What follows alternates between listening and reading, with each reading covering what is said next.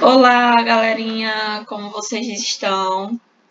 Vamos dar continuidade, né, aos nossos estudos firmes e fortes, rezando para que esse período de isolamento social passe, né, e todos possamos ficar bem, né, e possamos nos recuperar desse período, né? E como os estudos não podem parar, estamos aqui firmes e fortes, né? Com tudo em cima, mantendo os estudos em dias, né? Pessoal, hoje a gente vai iniciar, tá? Educação permanente em saúde. Eu acredito que vocês já tenham ouvido falar um pouquinho, se não muito, né? Porque é extremamente importante esse processo de educação, seja com a comunidade, seja conosco, né? Profissionais da área da saúde, enfim. Basicamente, a aula de hoje vai ter um objetivo de falar o histórico, né? Como surgiu, de onde veio, né? Quais foram os primeiros termos, né? Como eram os primeiros significados de educação em saúde e conceituar o termo atualmente utilizado, né? Que seria educação permanente em saúde, por vocês, tá? E identificar alguns princípios e objetivos também dessa educação permanente. Bem, pessoal, toda nossa mudança, né, o estupim da nossa mudança na saúde, né, também que proporcionou algumas mudanças na educação, baseou-se pela reforma sanitária brasileira, que ocorreu no final da década de 70 e culminou na 8ª Conferência Nacional de Saúde, em 86. Mas o que foi essa reforma sanitária brasileira?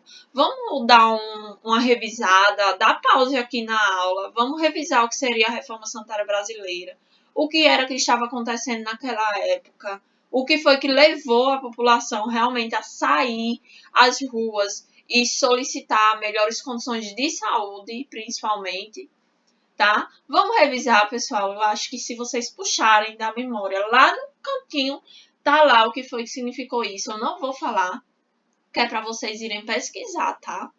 Porque é vida saber e ter esses tipos de informação sobre a reforma sanitária brasileira, é extremamente importante. Então a gente tem que ter em mente o que foi, como foi que aconteceu, o que foi que levou a ocorrer essa reforma sanitária brasileira.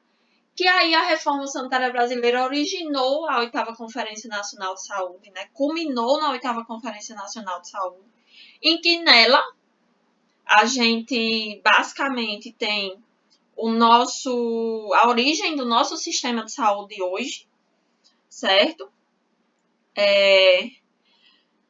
Tanto a origem como os princípios e diretrizes que nós utilizamos partiu dessa 8ª Conferência Nacional de Saúde, que passou a exigir uma reorientação das políticas de gestão do trabalho e de educação na saúde, nos aspectos relativos à força de trabalho, à preparação do pessoal de saúde, demandando, além da definição explícita das políticas para o setor, a integração ensino-serviço.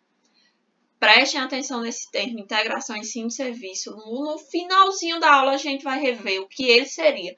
Mas de antemão vão pensando o que é que seria essa integração ensino-serviço. Né? E por que na 8ª Conferência Nacional de Saúde se deu tanta ênfase nessa integração? Através dos modelos assistenciais localizados em espaços, populações concretos, o que significou no repensar das propostas tradicionais de integração docente assistencial, ou seja, numa modificação, né, do que nós tínhamos como saúde antes da conferência e do que nós teríamos posteriormente.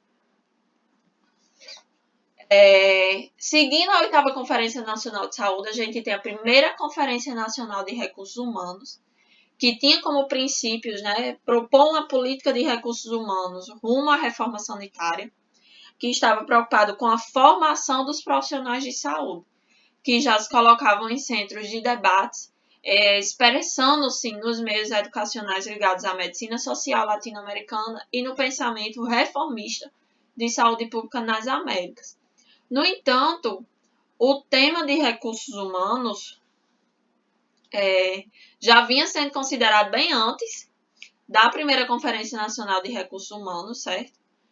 Com um certo destaque a algumas conferências específicas, sendo considerado na conformação do sistema de saúde brasileiro, tá? Ou seja, a gente tinha conferências anteriores que já vinham citando recursos humanos, né, uma melhor formação dos profissionais de saúde, mas que com a 8ª Conferência Nacional de Saúde realmente teve um embasamento maior, uma força maior para que realmente houvesse a mudança. E que conferências são essas? Aí a gente começa a ver o histórico. Aí nós temos que essas conferências, né, a gente trouxe desde 1941, com a primeira Conferência Nacional de Saúde, e conseguinte a segunda Conferência Nacional de Saúde também, que ocorreu em 1950, que elas discutiam, né, a abordagem de recursos humanos, que na época limitava-se a disposições mais gerais relativas à formação de nível superior, centrada somente na figura do profissional médico. Ou seja, os recursos humanos que se tinham nessa época, ou qualquer assistência à saúde que se tinha nessa época, era somente voltada para o profissional médico, né? Estava totalmente sobrecarregada, né, no profissional médico. Em seguida, em 1963, nós tivemos a terceira Conferência Nacional de Saúde, que já passou a incluir profissionais de nível médio e que propunha revolucionar as bases do sanitarismo tradicional, né? Como assim, professora, revolucionar as bases desse sanitarismo, né? O sanitarismo tradicional era toda aquela medicina voltada somente para essa parte sanitarista, biomédica, né? Biologicista. E aí a gente tinha nessa revolução, nessa proposta de revolução, a gente tinha uma descentralização do setor saúde e uma reordenação dos serviços de assistência, né? Para que a gente tivesse uma nova divisão de atribuições e responsabilidades no atendimento, né, entre esses recursos humanos. Então, assim, o cunho descentralizador estava voltado também nas orientações de educação, né, nas orientações para a educação de saúde, em que qualquer hipótese que se tinha um trecho, certo, em que qualquer hipótese os futuros servidores de saúde dos serviços sanitários municipais deveriam ser recrutados localmente. O nível educacional dos candidatos não necessitava ser elevado, o período de tratamento não era longo e que deveria ser realizado em cidades de interior. Ou seja, tínhamos um ensino totalmente prático, essencialmente prático. Só que percebia-se que se tinha uma carência de mão de obra qualificada, né? Porque nós tínhamos um ensino, nós pegávamos pessoas locais, que deveriam ser recrutadas localmente, locais, com um nível de educação que não precisava ser tão elevado, que passaria por um treinamento rápido e que já seria incluído no nosso sistema de saúde, certo? Já iria compor os recursos humanos para saúde, né? Para desenvolver e garantir saúde naquela época. No entanto, a mão de obra não era qualificada, né? Passando com o tempo a se constituir isso um grave problema de saúde pública e precisando de reordenação. A mão de obra não era qualificada, pessoal, porque se tinha um número restrito de centros de preparação, tinham-se poucos aparelhos, né? E sem condições de expansão para treinamento e afins. Era visando uma descentralização no ensino, ou seja, não se tinha um ensino, como é que eu posso dizer? O ensino centralizado, né? Num embasamento teórico eficaz para vir conseguinte a prática. E se tinha solicitações mais imperativas, né? Ou seja, de fazer algo e ser somente uma assistência biologicista, tá? E aí começa a se ter a necessidade, né? A partir do momento que essa mão de obra começa a realmente não está tão qualificada para a necessidade que se tinha na época, então a gente começa a ter um problema de saúde pública, né? Porque eu tenho algumas necessidades que devem ser abarcadas pelos profissionais. E aí eu tinha profissionais ou recursos humanos que iriam compor essa assistência à saúde extremamente práticos, né? Somente voltados à parte prática. E não era tão importante quanto a educação em si, a parte teórica, certo? E aí nós tínhamos uma assistência um pouco ineficiente para a época, tá? Então começa a se ter a necessidade de preparar um pessoal, né? Ou se ter alguns programas específicos para que se tenha uma melhor qualificação da mão de obra para poder se ter uma melhor assistência à saúde na época. Com isso, a gente tem a 4ª Conferência Nacional de Saúde, em 1967, em que ela trazia recursos humanos para a atividade de saúde e tinha a finalidade de oferecer sugestões para a formulação de uma política permanente de recursos humanos, a qual devia-se buscar fórmulas de pôr em prática, né, programas que satisfizessem as necessidades da sociedade, sendo respaldado, né, lógico, a cultura e as tradições ao qual o indivíduo seria inserido. Quanto aos aspectos e implicações que apresentavam o ensino em saúde, defendia que o ensino no trabalho, pelo trabalho e para o trabalho, sobretudo vinculado à prática diária, aí a gente já tinha uma ligação entre o ensino e trabalho, tá? E por intermédio de programas de treinamento sistemáticos nas instituições empregadoras, nos programas de educação para adulto e através de participação de vários grupos políticos, sociais, religiosos, culturais, tá? A gente começaria a ter uma melhor aplicação dos recursos humanos dentro da assistência à saúde. Seguindo da 4ª Conferência Nacional de Saúde, que ocorreu em 1967, em que se tinha que as capacitações deveriam estar voltadas para o trabalho, recomendando que elas não se limitassem somente à execução mecânica de tarefas específicas, mas que incluíssem também um mínimo de conhecimento básico para os trabalhadores, para que os trabalhadores possam desenvolver uma consciência no trabalho e das funções que lhe fossem atribuídas. Ou seja, eu tenho uma assistência ainda mecânica, eu tenho uma assistência ainda biologicista, no entanto, esse profissional ele deveria ter um recurso mínimo, um conhecimento mínimo básico, para que ele pudesse ter uma consciência do que é que ele estivesse ali fazendo, né? Então, não era somente ordens imperativas, faça isso e a pessoa ir lá fazer com os olhos vendados, né? Sem saber o porquê e o para quê que dele está oferecendo aquela assistência para aquele indivíduo.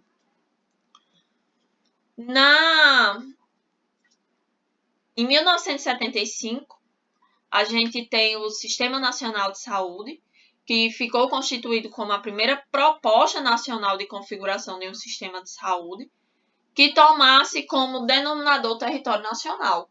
No mesmo ano, nós também tivemos a 5ª Conferência Nacional de Saúde, em que traz pela primeira vez o termo treinamento em saúde, que era restrito ao ensino de nível médio ou ao mesmo tempo em que destaca o surgimento de novos métodos pedagógicos, ou seja, né, deu-se início à experimentação de novas tecnologias educacionais.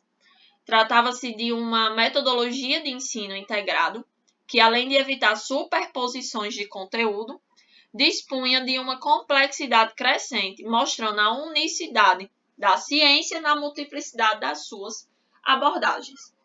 Professora, não entendi nada. Pessoal, em 1975 a gente tem a implementação do nosso primeiro sistema de saúde, que foi o Sistema Nacional de Saúde, certo? E com ele a 5ª Conferência Nacional de Saúde, que traz pela primeira vez o termo treinamento em saúde. Para que eu possa ter esse treinamento em saúde, na 5ª Conferência Nacional de Saúde também ela propõe novos métodos pedagógicos, ou seja, novas formas de ensino. Vejam que antigamente o ensino era extremamente diferente do que temos hoje. Hoje nós preparamos indivíduos, né, com pensamento crítico ao que acontece ao seu redor para que ele possa tomar uma atitude. Hoje nós incluímos a população, né, ou aquele cliente, aquele usuário do SUS, dentro do seu plano terapêutico para que ele possa opinar, para que ele avalie, né, para que ele seja informado sobre sua patologia e que ele avalie e também opine sobre o plano terapêutico em que será proposto para ele. Então, assim, nessa época iniciou-se o quê? A formação. A gente sai de uma formação extremamente biologicista, tá? Extremamente imperativa, para começar a tentar novas tecnologias educacionais, novas abordagens de educação, né? Que no caso, na época, de treinamento em serviço, tá? Que viesse a evitar superposições de conteúdo, né? Ou seja, antigamente nós tínhamos um estilo de educação em que o professor ele era o detentor de todo o conhecimento e que ia lá somente para encher os alunos de conhecimento e repassar as informações que o professor tinha, né? E no momento da atuação, aquele indivíduo ele deveria atuar da forma que ele aprendeu, né? Da forma engessada que ele aprendeu na escola, né? Hoje em dia, esse treinamento, né? Se a gente for manter o termo da época para poder comparar, ele já é um pouco diferente, né? Nós temos, sim, muito conteúdo, mas nós temos uma forma de passar esses muito conteúdos de uma outra forma, né? Numa nova metodologia.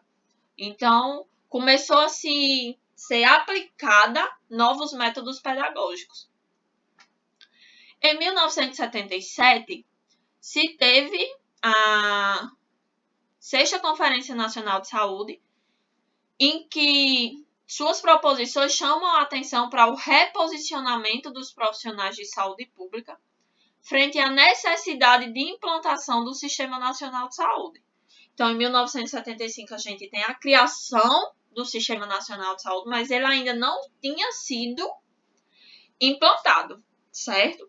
Então, a gente começa a reavaliar, né, ou reposicionar, fazer mudanças nos meus recursos humanos para que eu possa começar a implementar esse sistema de saúde à minha população. E aí a gente tem que aparece pela primeira vez o termo educação continuada, né, referindo-se à implantação, a uma implantação recomendada, né, para acoplar novos conhecimentos à sua formação inicial. Ou seja, eu tenho a continuidade da educação, tá? Eu me formei, eu sou um profissional médico, mas, no entanto, né? Então, a partir de 1977, no entanto, a gente deveria estar acoplando novos conhecimentos à minha formação inicial. Ou seja, nada mais é que o que, pessoal? De atualizações hoje, né? Hoje a gente já se refere-se a um novo termo, ao termo de atualizar-se, porque a gente vai acompanhando as mudanças que vem tendo na área biomédica. Então, a 6ª Conferência Nacional de Saúde ela previa um treinamento especial em serviço para o desempenho das variadas atividades desses níveis, impondo-se em consequências de programas múltiplos de treinamento, contendo todos, porém uma parte comum, visando a formação e ao desenvolvimento de uma atitude em relação à saúde pública como um todo. Que é isso, professora, que você está me dizendo, que a educação continuada, né, que surge pela primeira vez na 6ª Conferência Nacional de Saúde, em 1977, ela prevê um treinamento especial em serviço. Eu estou em serviço, mas eu vou passar por treinamento a fim de quê? De acoplar, de inserir, de somar novos conhecimentos à minha formação inicial. Ou seja, nada mais é do que proporcionar uma atualização. Em 1980, a gente tem a 7ª Conferência Nacional de Saúde, em que discutiu o papel da educação continuada dos recursos humanos e pela primeira vez defendeu a ampla e democrática participação da sociedade na construção de um novo sistema de saúde, que nasce à luz da reforma sanitária. Ou seja, aqui a gente já está próximo à reforma sanitária, né, que embasou a 8ª Conferência Nacional de Saúde e a primeira Conferência de Recursos Humanos, certo? Mas aqui a gente já tem uma discussão de como deveria ser essa educação continuada para os recursos humanos da saúde. Seguindo 1986, a gente tem a 8ª Conferência Nacional de Saúde, né, extremamente importante para o nosso Sistema Único de Saúde, né, para o nosso sistema de saúde, onde se pautou as recomendações, principalmente na universalização, equidade, integralidade e democratização da assistência do Sistema Único de Saúde, né? Então, a gente tem mudanças conceituais no Brasil, né? Mudanças conceituais no ambiente político, no ambiente social, né? Marcado pela reorientação política e institucional do Estado brasileiro, e alguns princípios básicos que foram citados na 8ª Conferência Nacional de Saúde, que é a responsabilização do Estado com a educação e gratuidade do ensino em todos os níveis, né? A responsabilização do Estado também em garantir saúde à minha população. Então, a partir do momento que eu vou garantir saúde, eu vou garantir recursos humanos aptos para esse atendimento em saúde. Tá, pessoal? Eu tenho que ter recurso humano apto para garantir o meu atendimento à saúde, porque senão eu não vou garantir universalidade no atendimento, eu não vou garantir equidade, eu não vou garantir democratização, eu não vou conseguir garantir nenhum dos princípios doutrinários ou organizacionais do SUS. E a integração ensino-serviço como a única forma capaz de promover a necessária interação entre teoria e prática. Lembram? Segundo slide, foi segundo ou foi terceiro? Enfim, lá no início da aula eu falei dessa integração ensino-serviço. Professora, o que é isso? Pessoal, é a integração, é a possibilidade de eu ter a teoria e a prática na minha formação, certo? O que é isso, gente? A partir do momento em que eu tenho teoria e prática, eu saio um profissional formado, capaz de atuar nas dificuldades e nas particularidades de cada local de instituição de saúde. Cada local tem suas particularidades, vão ter especificidades diferentes. E quando eu tenho essa integração ensino-serviço, eu saio formado como um profissional apto, capaz de me adaptar e de conseguir manter a minha assistência à saúde, né? Manter a assistência à saúde que o SUS preconiza para aquele indivíduo. Aqui nós temos que, no momento em que se estava tendo a 8ª Conferência Nacional de Saúde, Sérgio Arouca defendia que era um momento de pensar quais são as possibilidades reais e concretas que nós temos de mudar o sistema de saúde hoje no Brasil. Esse é o porquê da 8ª Conferência Nacional de Saúde. Assim, ela nasce no instante em que a discussão sobre a formulação do sistema de saúde no Brasil foi travada como uma simples reforma administrativa, né? Então, a 8ª Conferência Nacional de Saúde ela veio para consolidar uma real mudança no nosso sistema de saúde brasileiro. E aí, com essa mudança no sistema de saúde brasileiro, é necessário que houvesse também uma mudança na capacitação dos recursos humanos que iriam compor esse sistema de saúde. Certo, pessoal? Aí a gente tem a relação integração né, a integração ensino-serviço com a educação continuada em saúde. Ou seja, nós vamos falar que os conteúdos programáticos dessas qualificações deverão estar adequados às necessidades do serviço. O setor saúde deve participar da elaboração, devendo contemplar a realidade político-social. Recomenda-se que a metodologia privilegie a integração ensino-serviço, permitindo o crescimento do trabalhador-aluno, a fim de que entenda o processo em que está inserido. O processo deve ser descentralizado e voltado para as características e especificidades das unidades locais do setor. Professora, o que é que você está me dizendo? Que essa relação ensino-serviço, ela vai dar o poder à saúde de participar da elaboração, certo? Da elaboração do ensino, levando em consideração as características que nós temos de saúde no Brasil, tá? As principais características. Localmente, eu vou levar em consideração as especificidades locais de cada um. Dessa forma, eu vou garantir o quê? Que os profissionais de saúde vão estar adequados às necessidades de serviço. E que, principalmente, eles vão conseguir se adequar às particularidades ou às diferenças que se tenham quando ele for inserido no serviço. Então, eu vou ter, pessoal, um crescimento desse aluno futuro trabalhador e também dos profissionais que ali estão inseridos. A educação, ela passa a ser realmente uma troca de conhecimento, de valores, de experiências, certo?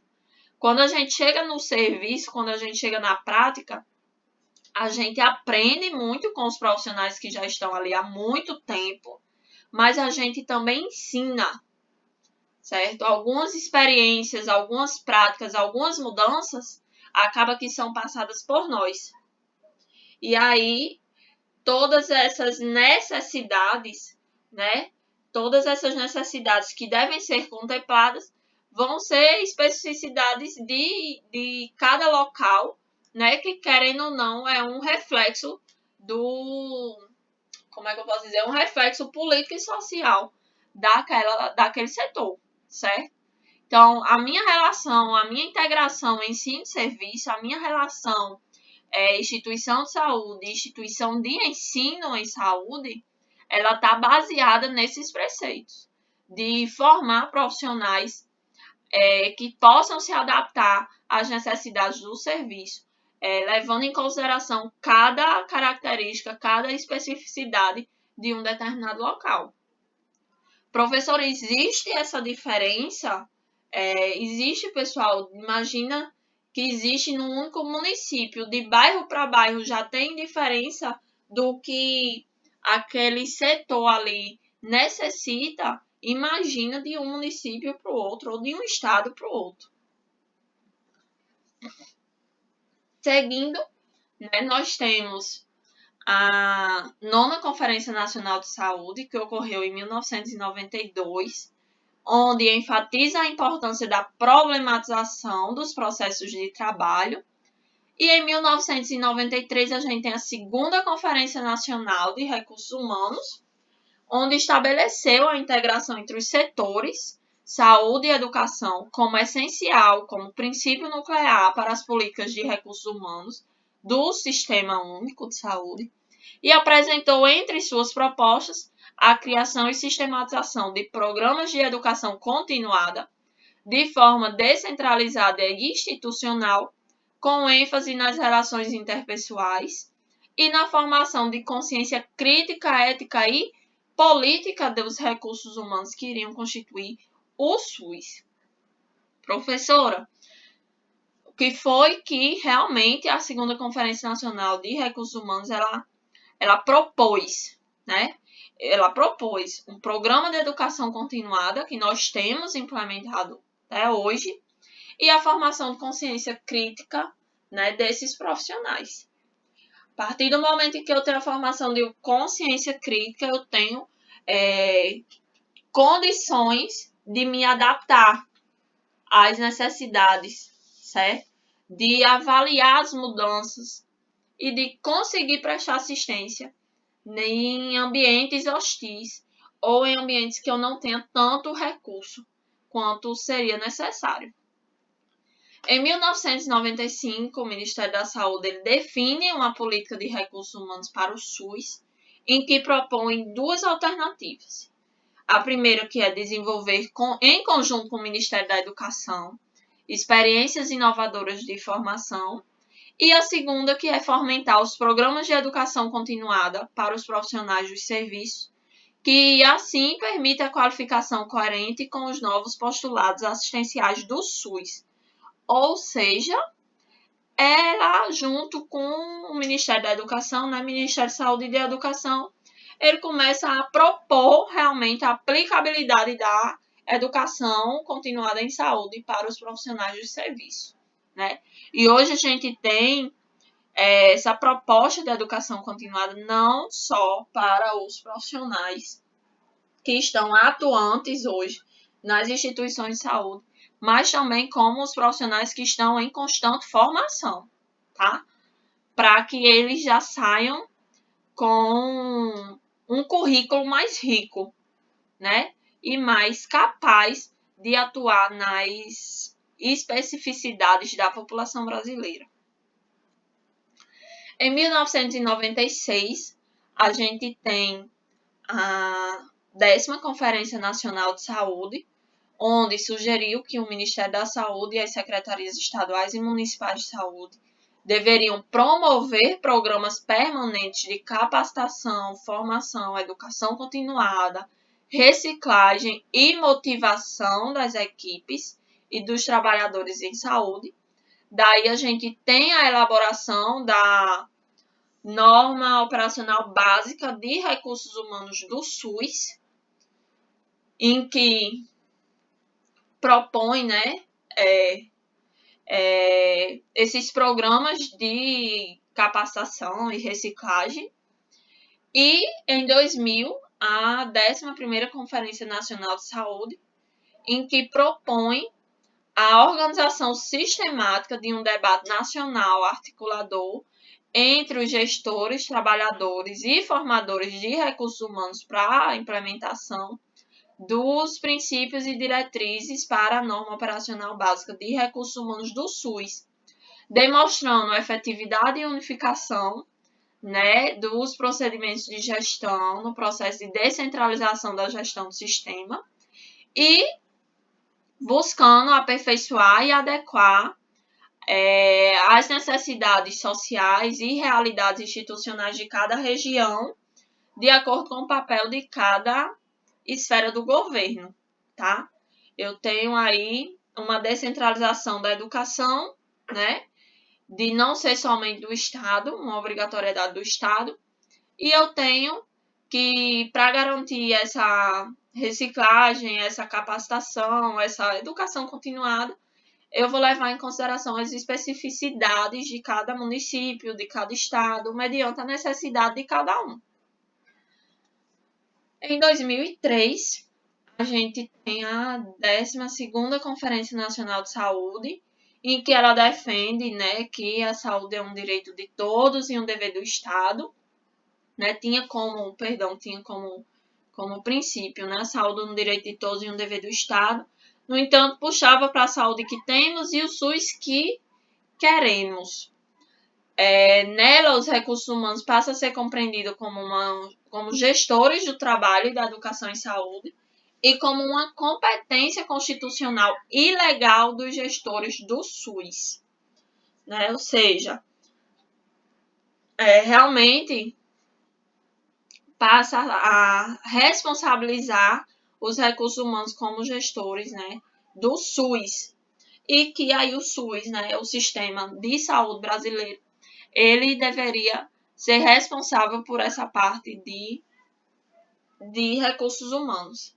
Aí, em 2005, se tem, né, efetivamente, a Norma Operacional Básica de Recursos Humanos do Sistema Único de Saúde, em que ela traz que é imprescindível que o modelo de educação permanente fosse baseado em atribuições e competências institucionais dos 3 âmbitos da gestão do sistema. Ou seja, como são tripartite, quais são os 3 âmbitos de gestão do Sistema Único de Saúde? Né? A gente tem federação, estado e município, bem como nas atribuições e competências definidas para os diferentes trabalhadores do SUS para as equipes de trabalho conforme sua localização no sistema de saúde, que facilite uma interlocução permanente entre educação, trabalho e regulação. Professora, não entendi. Gente, em outras palavras, tá? Passa a ser responsabilidade da gestão do Sistema Único de Saúde, né? Para que ela possa garantir a educação em saúde, a educação permanente em saúde, levando em consideração os 3 pilares, né? Que são educação, trabalho e regulação, né? Levando em consideração as necessidades daquele local. Dessa forma, cabe ao Ministério de Saúde propor, acompanhar e executar as políticas de gestão dos recursos humanos, né, levando em consideração as leis orgânicas de saúde e a norma operacional básica de recursos humanos do SUS. Ou seja, além de todas as atribuições, cabe também ao Ministério da Saúde garantir a educação dos seus servidores. E aí a gente tem a construção da Política Nacional de Educação Permanente em Saúde, né? Sim, vocês perceberam a mudança, né? Nós não temos mais uma educação continuada, a gente tem uma educação permanente em saúde, em que a gente compara já, não vou botar, a gente compara já as educações. Quando a gente tem a construção da política, né, baseando-se em todas as conferências anteriores, a gente tem que o que antecedeu a construção da política foi a criação da Secretaria de Gestão do Trabalho e de Educação em Saúde, do Ministério da Saúde em 2003, em que representava um local privilegiado para a formação da política e, de certa forma, um espaço para a implementação dessa política para o Sistema Único de Saúde. Tá? Porque ter profissionais aptos e críticos para saber atuar dentro das necessidades e particularidades da população brasileira é extremamente importante para poder garantir a assistência à saúde, certo? E aí nós temos que essa secretaria, ela passa a responder institucionalmente pela política ministerial do setor e é composta por 2 departamentos. O Departamento de Gestão da Educação na Saúde e o Departamento de Regulação do Trabalho em Saúde. E aí esses departamentos, eles adotaram um conjunto de ações, voltadas a implementar a política de gestão de trabalho e educação na saúde em suas respectivas áreas de atuação junto ao sistema. Ou seja, começa a ter a implementação da educação, certo? E aí, em 2004, a Portaria Ministerial de 198 de fevereiro de 2004 institui a Política Nacional de Educação Permanente, sendo como uma estratégia do Sistema Único de Saúde para a formação e desenvolvimento dos trabalhadores para o setor da saúde. Ou seja, a gente passa a ter efetivamente uma política de responsabilidade do SUS, né? Uma política que ela é uma estratégia para manter os meus recursos humanos qualificados. E aí a educação permanente em saúde, ela foi citada mundialmente em 1960, né? E aqui no Brasil ela começou a ser citada em 1970, na década de 70, mas no Congresso Mundial de Educação de Adultos, pela Unesco, onde se tinha que a educação permanente correspondia à educação em serviço, quando esta coloca a pertinência dos conteúdos, instrumentos e recursos para a formação técnica, submetidos a um projeto de mudanças institucionais ou de mudanças de orientação política das ações prestadas em um determinado tempo e lugar. A Política Nacional de Educação Permanente em Saúde, ela visa contribuir para transformar e qualificar a atenção à saúde, a organização das ações e dos serviços, os processos formativos, as práticas de saúde e as práticas pedagógicas,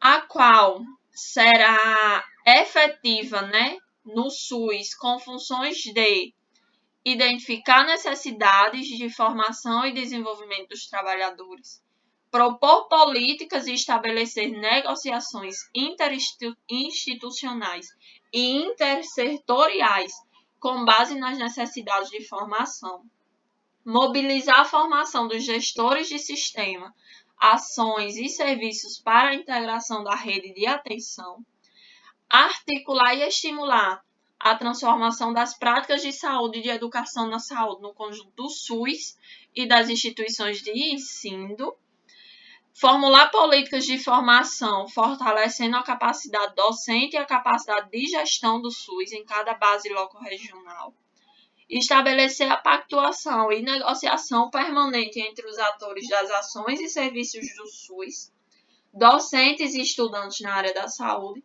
e estabelecer as relações cooperativas com outras articulações locorregionais no Estado e no país.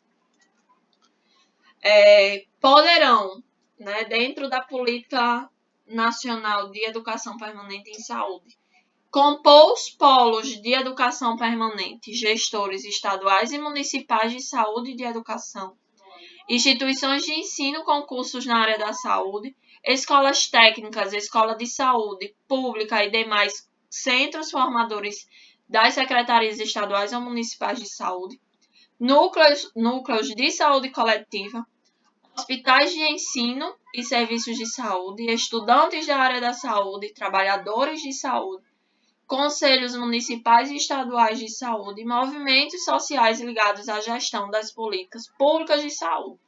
Ou seja, poderão compor saúde, e poderão garantir saúde qualquer um destes polos, A portaria 1996 de 2007 do Ministério da Saúde, ela determina as diretrizes de implantação da Política Nacional de Educação Permanente em Saúde, considerando as especificidades regionais, a superação das desigualdades regionais, as necessidades de formação e desenvolvimento para o trabalho em saúde e a capacidade já instalada de oferta institucional de ações formais de educação em saúde. Sendo, então, comparado a educação continuada e educação permanente, como professora, a gente tem que a educação continuada seria um período definido para execução e utilização em sua maior parte, em sua maior parte, os pressupostos da metodologia de ensino tradicional, o que não se enquadra hoje nos recursos humanos que o sistema de saúde precisa, visando promover a aquisição sequencial e acumulativa de informações técnicas científicas, tá? Já a educação permanente seria uma aprendizagem que se incorpora ao cotidiano das organizações e ao trabalho, utiliza mecanismos e temas que possibilitam gerar reflexão sobre o processo de trabalho, autogestão, mudança institucional e transformação de práticas. Ou seja, eu vou formar seres, eu vou formar recursos humanos para o Sistema Único de Saúde críticos, que são capazes de se adaptar às diferenças de atendimento e de assistência que a população brasileira necessita. E na educação permanente eu tenho o trabalho em equipe como ferramenta de aprendizagem individual, coletiva e institucional. Ou seja, eu não vou focar uma educação somente para o indivíduo, para o profissional. Eu vou focar a educação em saúde para aquele setor como um todo, para aquela instituição em saúde como um todo.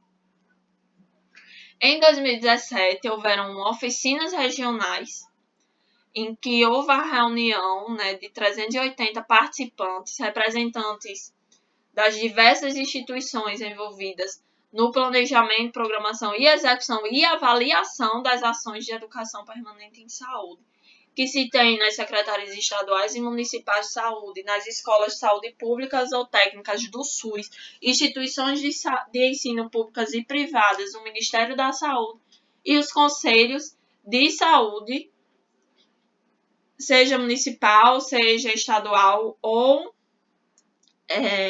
da federação. Em 2018, anualmente, né, o Ministério da Saúde está fazendo um levantamento de perspectivas e desafios de educação permanente em saúde. Então, ele convoca os sujeitos, né, do ensino, do serviço, da gestão e do controle social a refletirem de modo permanente a realidade posta e a buscar soluções criativas para a superação dos problemas de saúde. Então, ele publica como é que eu posso dizer, num documento em que ele produz de o que tem sido produzido para fortalecer, né, a educação permanente em saúde, quais são as dificuldades que são encontradas no sistema e como a gente pode superar essas dificuldades. A partir disso, ele reconhece as conquistas, né, através da Política Nacional da Educação Permanente de Saúde, aposta no fortalecimento da educação permanente de saúde como um norte de novas práticas que favorece o trabalho em equipe, a gestão participativa e a corresponsabilização nos processos de ensino-aprendizagem para o alcance dos objetivos estratégicos do SUS. Traz também com alguns desafios que a gente tem pouca articulação entre os gestores, trabalhadores, controle social e instituições de educação e saúde, reduz a implantação dos centros, a redução da implantação de centros de integração de educação e saúde regional, a participação incipiente dos gestores municipais, a ausência de avaliação acerca dos projetos desenvolvidos e dificuldades na utilização dos recursos financeiros. Como principais necessidades, a gente revê e remodela os modelos de formação em saúde, melhora a infraestrutura das instituições de educação em saúde, de ensino em saúde, retoma e intensifica a discussão dos conceitos de educação permanente em saúde, monitora e avalia as ações de educação permanente e garante continuidade e uso adequado do financiamento do financiamento de educação permanente em saúde, certo, pessoal? Eu sei que a aula ficou um pouquinho extensa, desde já eu peço desculpa. Seguem as referências, certo, pessoal? Caso vocês queiram dar uma olhadinha mais a fundo nelas. Sigo à disposição para qualquer dúvida, só falar lá no fórum ou passar e-mail que a gente vai retirando. Eu espero que esteja contribuindo positivamente para que haja a formação de profissionais, né, de recursos humanos críticos e autorreflexivos no serviço de saúde, que é isso que a gente está precisando, né? E que quando vocês cheguem a um serviço, vocês consigam se adequar muito bem a eles e propor mudanças que beneficiem o sistema único de saúde, que mantenham os princípios do sistema, né? Melhore também a assistência. Então, pessoal, era isso que eu tinha a passar para vocês. Qualquer coisa, qualquer dúvida, vocês entram em contato. Bons estudos, tá? E vamos rezar para passar logo essa situação e a gente poder estar juntos novamente em sala, tá bom?